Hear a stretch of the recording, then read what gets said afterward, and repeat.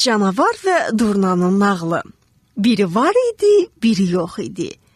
Öz qəddarlığı və zalımlığı ilə məşhur olan bir canavar vardı. Bir gün canavar öz tamağının qurbanı oldu. Qoyunu yeyərkən balaca bir sümük parçası onun boğazında ilişib qaldı. O gündən sonra o bir qurtum sudan başqa heç nə uda bilmirdi. Bu da onun nə ağrısını kəsirdi, nə də aclığını.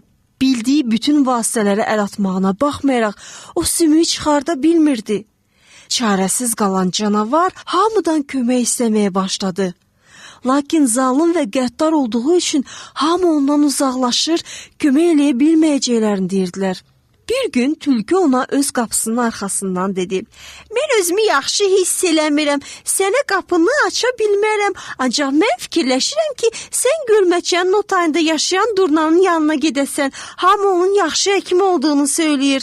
Canavar ümidsiz halda Durnanı görməyə getdi.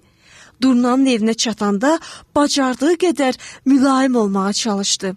"Durna bacı, mənə dedilər ki, sən çox ağıllısan. Əgər sən mənə kömək etsən, əvəzində sənə bahalı hədiyyə verəcəyəm." Canavarın xasiyyətinə bələd olan Durna, xəstəni müalicə etməyin qürurlu iş olduğunu, canavarın dediyi hədiyyəni yadına salaraq onu yoxlayacağını dedi. Canavar iri ağzını açdı. Durna əsə-əsə iti dişlərinin arasından onun boğazına diqqətlə baxaraq dedi: "İndi açıq saxla ki, mən oradan sümüyü çıxarım." Sonra o uzun dimdiyini canavarın boğazına saldı və sümüyü oradan çıxartdı. "Çıxartdım, ağzını bağla, indi rahat ola bilərsən."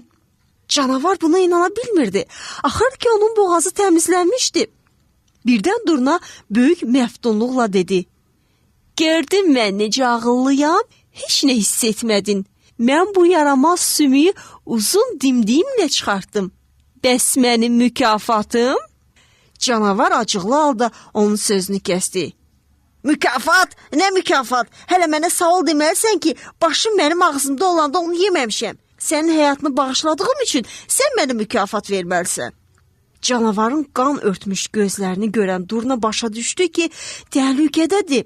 Ondan nə pislik desən gözləmək olar deyə düşündü və canını qurtarmaq üçün and içdi ki, bugündən sonra canavarın bütün xəstəliklərini mükafatsız-satsız müalicə edəcək.